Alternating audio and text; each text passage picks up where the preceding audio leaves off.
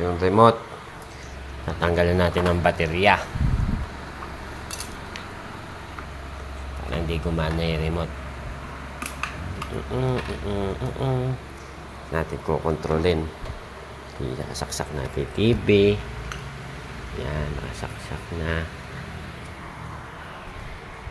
Pindutan to sa likod eh.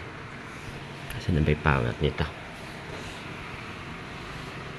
Power, volume, menu, power. Power. Asan ba yung power? Ano namang issue ng bagsak? Makinis na makinis.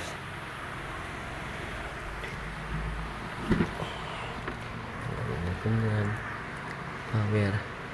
Power. Channel. Yan. Ano power? Ito sisimbihan.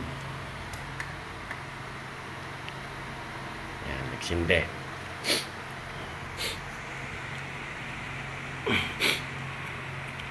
Nagsindi na siya. Ay, nao.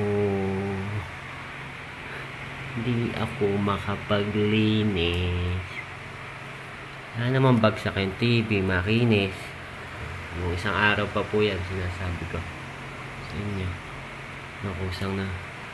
Una problema, kumakalas sa wifi. Ngayon, sana siyang namamatay. Problema sa Bluetooth.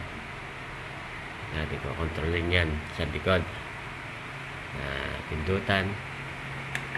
Dito. Ito. Ay. Namatay. Hindi na pindot ko. Ano lang ito. Expose.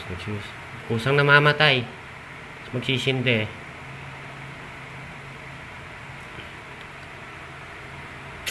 Tagal.